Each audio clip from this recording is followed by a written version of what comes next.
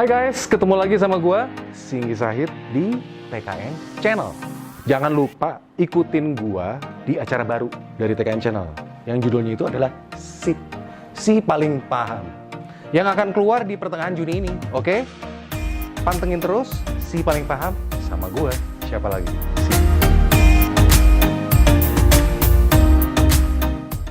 Hai guys, apa kabar? Ketemu lagi bersama gua Singgi. Sekarang ini adalah bulan Juni, bulannya Pancasila, atau bisa juga kita bilang bulannya Soekarno. Bulan Juni ini kita memperingati hari lahirnya Pancasila.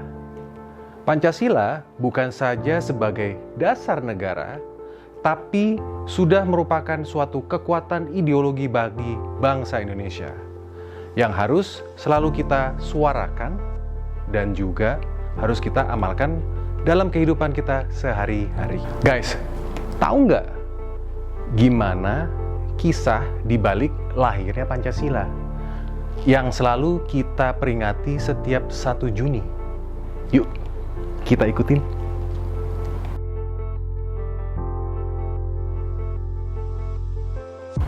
Pada 28 Desember 1933, Gubernur Jenderal Pemerintah Kolonial Hindia Belanda, yaitu De Jong, mengeluarkan surat perintah untuk pengasingan Bung Karno, yang pada waktu itu masih kira-kira berusia 32 tahun, ke ND. Bung Karno berada di ND tepat 4 tahun, 9 bulan, dan juga 4 hari sebelum Bung Karno dipindahkan ke Bengkulu. Tahu nggak kenapa Bung Karno dibuang? Nah, jadi gini. Bung Karno dibuang ke ND itu tepatnya pada 14 Januari 1934. Sebabnya kenapa dibuang? Karena beliau menghadiri acara politik di rumah Muhammad Husni Tamrin di Jakarta. Pada waktu itu tanggal 1 Agustus 1933. Bung Karno ditangkap pada saat keluar rumah. Dan yang uniknya, tanpa proses pengadilan sekalipun, Bung Karno ditahan selama kurang lebih 9 bulan.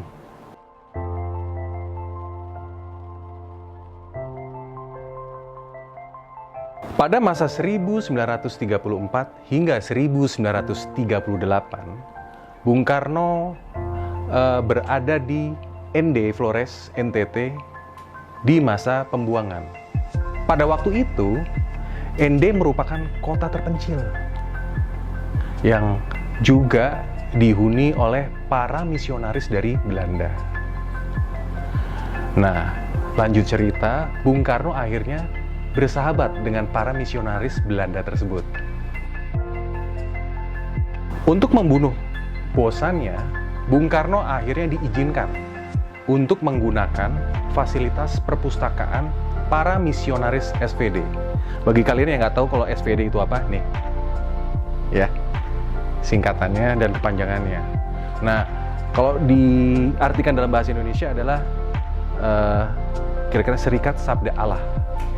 Nah, Bung Karno beserta para pastor banyak juga berdiskusi di Biara Santo Yosef. Di ND, Bung Karno bersahabat dengan 2 pastor, yaitu namanya ini dan ini. Di dalam sebuah percakapan dengan 2 pastor tersebut, Bung Karno banyak menerima pertanyaan. Salah satunya adalah begini. Pertanyaan pertama, di mana posisi ibumu yang beragama Hindu di dalam negara yang mayoritas Muslim? Dan pertanyaan kedua, di mana posisi atau tempat orang-orang Flores yang mayoritas beragama Katolik di dalam negara yang Marxis dan juga mayoritas Muslim itu? Dari 2 pertanyaan tersebut, akhirnya Bung Karno banyak merenung di bawah pohon sukun untuk membuat sebuah format dasar negara. Dibantu dengan dua orang pastor tersebut, akhirnya Bung Karno menemukan rumusan dasar negara yang lebih konkret lagi. Guys, tahu nggak kalian persahabatan antara Bung Karno dengan pastor tersebut? Jadi gini, setelah 13 tahun Bung Karno meninggalkan ND, tepatnya pada 1951, Bung Karno kembali lagi ke ND. Nah, di saat sebelum memulai pidatonya, beliau mencari sahabatnya.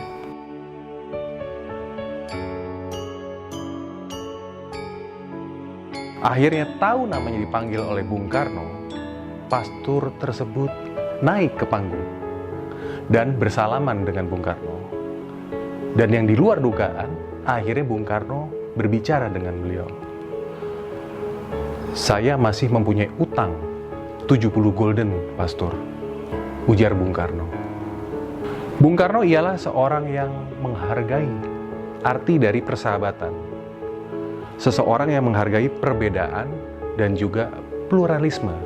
Karena Bung Karno tahu, bangsa Indonesia adalah bangsa yang plural. Karena terdiri dari suku, agama, dan ras yang berbeda-beda. Dari persahabatan itu pun lahirlah Pancasila. Pancasila sebagai ideologi dapat mempersatukan Indonesia yang plural.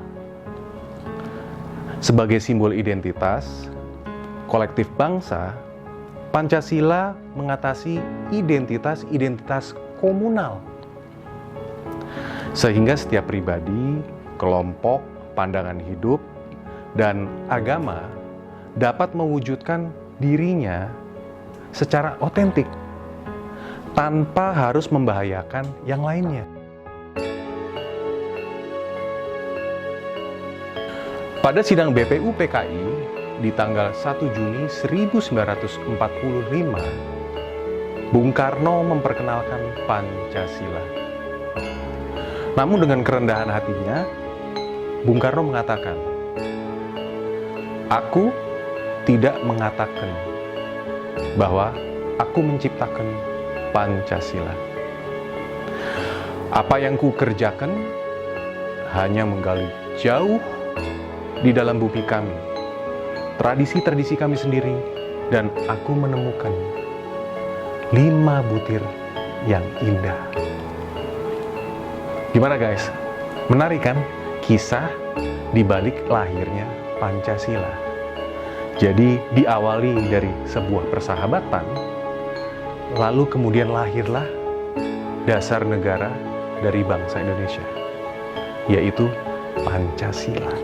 Semoga semua pemimpin bangsa Indonesia jangan lupa menjaga persahabatan, menjaga keharmonisan, walaupun berbeda pendapat, berbeda pemikiran, dan juga beda pendapatan.